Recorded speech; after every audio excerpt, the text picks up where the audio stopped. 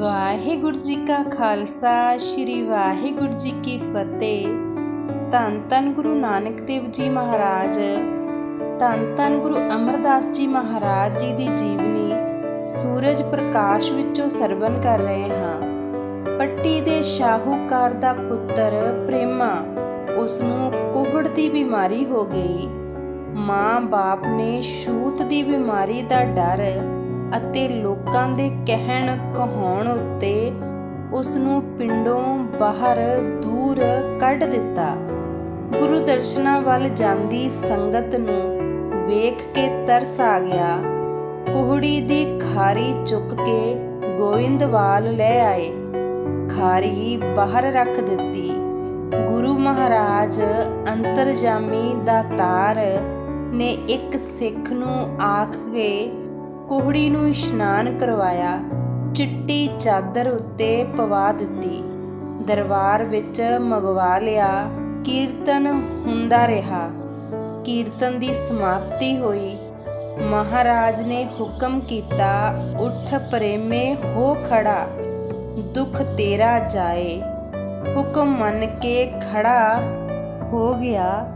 ਗੁਰੂ ਜੀ ਦੀ ਕਿਰਪਾ ਨਾਲ ਜਿਸ ਰੋਗ ਦੇ ਕਾਰਨ ਉਸਦੇ ਮਾਤਾ ਪਿਤਾ ਸਾਕ ਸੰਬੰਧੀਆਂ ਨੇ ਉਸ ਨੂੰ ਘਰੋਂ ਕੱਢ ਦਿੱਤਾ ਸੀ, ਅਨਾਥ ਬਣਾ ਦਿੱਤਾ ਸੀ, ਗੁਰੂ ਅਮਰਦਾਸ ਜੀ ਦੀ ਅਪਾਰ ਕਿਰਪਾ ਸਦਕਾ ਉਸਦੇ ਸਾਰੇ ਹੀ ਦੁੱਖ ਦੂਰ ਹੋ ਗਏ। ਉਹ ਪ੍ਰੇਮੀ 9/9 ਹੋ ਗਿਆ, ਤੰਦਰੁਸਤ ਹੋ ਗਿਆ। ਗੁਰੂ ਮਹਾਰਾਜ ਜੀ ਦੀ ਆਗਿਆ ਨਾਲ ਤੰਦਰੁਸਤ ਹੋ ਕੇ ਖੜਾ ਹੋ ਗਿਆ ਤੇ ਸਾਰੀ ਦੁਨੀਆ ਹੈਰਾਨ ਹੋ ਗਈ। ਗੁਰੂ ਜੀ ਦੀ ਮਹਿਮਾ ਦਾ ਜਸ 4 ਗੁਣਾ ਹੋਰ ਵੱਧ ਗਿਆ। ਕੋਈ ਰੋਗ ਨਹੀਂ ਰਿਹਾ। ਮਹਾਰਾਜ ਨੇ ਆਖਿਆ, ਕੋਈ ਪ੍ਰੇਮੀ ਹੈ ਜੋ ਇਸ ਨੂੰ ਲੜਕੀ ਦਾ ਨਾਤਾ ਦੇਵੇ।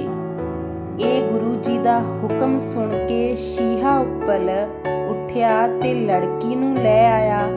ਕਿਹਾ, ਸਤਿਗੁਰੂ ਬੱਚੀ ਹਾਜ਼ਰ ਹੈ। ਮਹਾਰਾਜ ਨੇ ਦੋਹਾਂ ਦਾ ਵਿਆਹ ਕਰ ਦਿੱਤਾ। ਸ਼ੀਹੇ ਦੀ ਇਸਤਰੀ ਭੱਜੀ ਆਈ। ਮਹਾਰਾਜ, ਇਹ ਕੀ ਕੋੜੀ ਨਾਲ ਮੇਰੀ ਲੜਕੀ ਮੱਥੋਂ ਵਿਆਹ ਦਿੱਤੀ, ਜਿਸ ਦਾ ਕੋਈ ਘਰ ਕਾਟ ਨਹੀਂ ਹੈ। ਸਤਿਗੁਰੂ ਹੱਸ ਕੇ ਆਖਿਆ, ਭੋਲੀਏ, ਇਹ ਤਾਂ ਸਾਰੇ ਜੱਗ ਦਾ ਮਾਲਕ ਹੈ। ਤੇਰੀ ਲੜਕੀ ਦਾ ਨਾਮ ਮੱਥੋ ਤੇ ਇਸ ਦਾ ਨਾਮ ਮੁਰਾਰੀ। ਲੋਕ ਇਹਨਾਂ ਦੀ ਪੂਜਾ ਕਰਿਆ ਕਰਨਗੇ। ਮਹਾਰਾਜ ਨੇ ਮੰਜੀ ਬਖਸ਼ ਕੇ ਝੰਗ ਦੇ ਇਲਾਕੇ ਦਾ ਪ੍ਰਚਾਰਕ ਨਿਯਤ ਕਰ ਦਿੱਤਾ। ਸ਼ਾਹ ਜੀਵਣੇ ਵਾਲੀ ਗੱਦੀ ਜੋ ਅੱਜ ਕੱਲ੍ਹ ਰੋਹਤਕ ਵਿੱਚ ਹੈ, ਇਹ ਮੱਥੋ ਮੁਰਾਰੀ ਦੀ ਸੰਪਰਦਾ ਸੇਵਾ ਪੰਥੀ ਸ਼ਾਖ ਹੈ। ਇਸ ਤਰ੍ਹਾਂ ਗੁਰੂ ਅਮਰਦਾਸ ਜੀ ਨੇ ਇੱਕ ਰੋਗੀ, ਇੱਕ ਕੋੜੀ ਵਿਅਕਤੀ ਨੂੰ ਮੰਜੀ ਦੇ ਕੇ ਉਸ ਦੀ ਪੂਜਾ ਕਰਵਾ ਦਿੱਤੀ। ਉਸ ਨੂੰ ਮੱਥੋ ਮੁਰਾਰੀ ਦੀ ਸੰਪਰਦਾ ਦਾ ਮੁਖੀ ਬਣਾ ਦਿੱਤਾ ਤੇ ਉਸ ਦੀ ਲੋਕ ਪ੍ਰਲੋਕ ਸਹੇਲੇ ਕਰ ਦਿੱਤੇ। ਜਦੋਂ ਸ੍ਰੀ ਗੁਰੂ ਅਮਰਦਾਸ ਜੀ ਦੀ ਸਪੁੱਤਰੀ ਬੀਬੀ ਭਾਨੀ ਜੀ ਬਾਰਲੈਕ ਹੋਈ ਤਾਂ ਮਾਤਾ ਜੀ ਨੇ ਸ੍ਰੀ ਗੁਰੂ ਅਮਰਦਾਸ ਜੀ ਪਾਸ ਆ ਕੇ ਬੇਨਤੀ ਕੀਤੀ ਕਿ ਕੰਨਿਆ ਵਰਜੋਗ ਹੋ ਗਈ ਹੈ, ਇਸ ਦਾ ਫਿਕਰ ਕਰੋ। ਤਾਂ ਸਾਹਿਬਾਂ ਪੰਡਤ ਨੂੰ ਬੁਲਾ ਕੇ ਆਗਿਆ ਕੀਤੀ ਕਿ ਤੁਸੀਂ ਸਾਡੀ ਕੰਨਿਆ ਦਾ ਵਰ ਲੱਭੋ।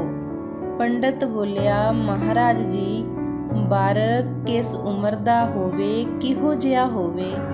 ਸਾਹਿਬ ਗੁਰੂ ਅਮਰਦਾਸ ਜੀ ਤਾਂ ਅਜੇ ਚੁੱਪ ਹੀ ਕਰੀ ਬੈਠੇ ਸੀ। ਮਾਤਾ ਜੀ ਨੇ ਕਿਹਾ, ਐਸ ਮੁੰਡੇ ਵਰਗਾ ਹੋਵੇ, ਭਾਵ ਗੁਰੂ ਰਾਮਦਾਸ ਜੀ ਵਰਗਾ ਹੋਵੇ। ਜਿਸ ਵੇਲੇ ਬ੍ਰਾਹਮਣ ਛੁਆਰਾ ਲੈ ਕੇ ਘਰੋਂ ਬਾਹਰ ਨਿਕਲਣ ਲੱਗਾ ਤਾਂ ਸਾਹਿਬਾਂ ਨੇ ਕਿਹਾ, ਮਿਸਰ ਜੀ ਮੁੜ ਆਵੋ, ਵਰ ਤਾਂ ਘਰ ਹੀ ਪ੍ਰਾਪਤ ਹੋ ਚੁੱਕਾ ਹੈ।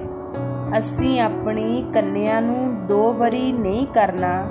ਇਸ ਮੁੰਡੇ ਵਰਗਾ ਤਾਂ ਇਹੀ ਮੁੰਡਾ ਹੈ, ਜੋ ਇਹੀ ਸਾਡਾ ਵਰ ਹੈ ਤੇ ਤੁਹਾਨੂੰ ਬਾਹਰ ਢੂੰਡਣ ਦੀ ਜ਼ਰੂਰਤ ਨਹੀਂ ਹੈ। ਕਿਉਂਕਿ ਗੁਰੂ ਅਮਰਦਾਸ ਜੀ ਨੂੰ ਸੇਵਾ ਕਰਦੇ ਟੋਕਰੀ ਢੋਂਦੇ ਭਾਈ ਜੇਠਾ ਜੀ ਵਿੱਚ ਸਿੱਖਾਂ ਦੇ ਚੌਥੇ ਗੁਰੂ ਗੁਰੂ ਰਾਮਦਾਸ ਜੀ ਨਜ਼ਰ ਆ ਰਹੇ ਸਨ ਤੇ ਉਹ ਉਹਨਾਂ ਦੀ ਸੇਵਾ ਦੇ ਵੱਲ ਦੇਖ ਕੇ ਬਹੁਤ ਹੀ ਖੁਸ਼ ਹੁੰਦੇ ਸਨ। ਇਸ ਕਰਕੇ ਉਹਨਾਂ ਨੇ ਪੰਡਤ ਨੂੰ ਮਨਾ ਕਰ ਦਿੱਤਾ ਕਿ ਪੰਡਤ ਜੀ ਤੁਸੀਂ ਬਾਹਰ ਵਰ ਢੂੰਡਣ ਨਾ ਜਾਓ, ਵਰ ਤਾਂ ਸਾਡੇ ਕੋਲ ਹੀ ਹੈ। ਗੋਇੰਦਵਾਲ ਵਿੱਚ ਪਾਣੀ ਦੀ ਤੰਗੀ ਹੋਣ ਕਾਰਨ ਸਤਿਗੁਰਾਂ ਨੇ ਬੋਲੀ ਲਾਉਣ ਦਾ ਉਦਮ ਆਰੰਭਿਆ। ਸੰਮਤ 1616 ਵਿੱਚ ਸ਼ੁਰੂ ਕੀਤੀ। ਪਹਿਲਾ ਟੱਕ ਬਾਬਾ ਬੁੱਢਾ ਜੀ ਤੋਂ ਲਗਵਾਇਆ। ਸੰਗਤਾਂ ਨੇ ਸੇਵਾ ਕਰਨੀ ਆਰੰਭ ਕਰ ਦਿੱਤੀ। ਕਈ ਮਜ਼ਦੂਰ ਮਿਸਤਰੀ ਲੱਗ ਗਏ। ਇਸ ਸੇਵਾ ਵਿੱਚ ਭਾਈ ਜੇਠਾ ਜੀ ਜੋ ਬਾਅਦ ਵਿੱਚ ਜਾ ਕੇ ਗੁਰੂ ਰਾਮਦਾਸ ਜੀ ਬਣੇ, ਜਿੱਥੇ ਸਾਰਾ ਪ੍ਰਬੰਧ ਕਰਦੇ ਕਰਾਉਂਦੇ ਸਨ, ਉੱਥੇ ਨਾਲ ਆਪ ਵੀ ਟੋਕਰੀ ਢੋਂਦੇ। ਲਾਹੌਰੋਂ ਆਏ ਇਹਨਾਂ ਦੇ ਸ਼ਰੀਕੇ ਨੇ ਮਿਹਣੇ ਵੀ ਦਿੱਤੇ, ਸਹੁਰਿਆਂ ਦੇ ਬੂਹੇ ਤੇ ਟੋਕਰੀ ਢੋਂਦਾ ਹੈ, ਸੋਢੀ ਖਾਨਦਾਨ ਨੂੰ ਲਾਜ ਲਾ ਦਿੱਤੀ ਹੈ। ਜੇਠਾ ਜੀ ਨੇ ਕੋਈ ਧਿਆਨ ਨਾ ਦਿੱਤਾ, ਆਪਣੀ ਸੇਵਾ ਤੇ ਸਿਮਰਨ ਵਿੱਚ ਲੀਨ ਰਹੇ। ਬੋਲੀ ਦੀਆਂ 84 ਪੌੜੀਆਂ ਬਣਾਈਆਂ।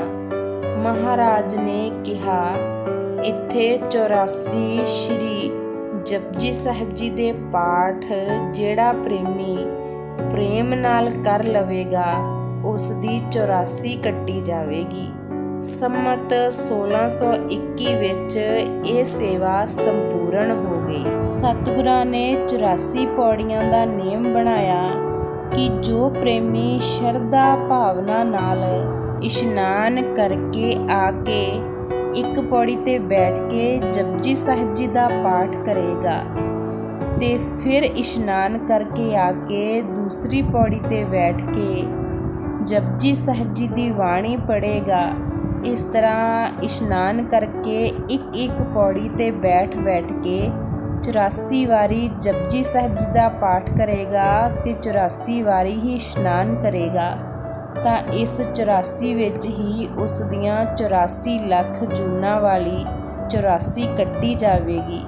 ਤੇ ਇਹ ਸਤਿਗੁਰਾਂ ਦਾ ਵਚਨ ਅਟਲ ਹੁਣ ਤੱਕ ਵੀ ਪ੍ਰਤੱਖ ਹੈ। ਜੋ ਵੀ ਉਸ ਬੋਲੀ ਸਾਹਿਬ ਵਿੱਚ ਸੱਚੇ ਮਨ ਨਾਲ ਸ਼ਰਧਾ ਭਾਵਨਾ ਨਾਲ ਇਸ਼ਨਾਨ ਕਰਕੇ ਜਪਜੀ ਸਾਹਿਬ ਜੀ ਦਾ ਪਾਠ ਕਰਦਾ ਹੈ, ਸੱਚਮੁੱਚ ਹੀ ਉਸ ਦੀ ਗੁਰੂ ਮਹਾਰਾਜ ਜੀ ਦੀ ਕਿਰਪਾ ਨਾਲ 84 ਕੱਟੀ ਜਾਂਦੀ ਹੈ। ਸਮੇਂ-ਸਮੇਂ ਗੁਰੂ ਅਮਰਦਾਸ ਜੀ ਨੇ ਸੰਗਤਾਂ ਨੂੰ ਸਿੱਧੇ ਰਸਤੇ ਪਾਉਣ ਲਈ ਅਨੇਕਾਂ ਹੀ ਗਿਆਨ ਭਰੇ ਕੌਤਕ ਖੇਡੇ। ਸੰਸਾਰ ਨੂੰ ਬਾਣੀ ਨਾਲ ਜੋੜ ਕੇ ਸੰਸਾਰ ਦੀ ਦੁਨੀਆ ਨੂੰ ਸਿੱਧੇ ਰਸਤੇ ਤੇ ਪਾਇਆ। ਸਤਿਗੁਰੂ ਗੁਰੂ ਅਮਰਦਾਸ ਜੀ ਦਿਆਲਤਾ ਦੇ ਸਰੂਪ ਸਨ।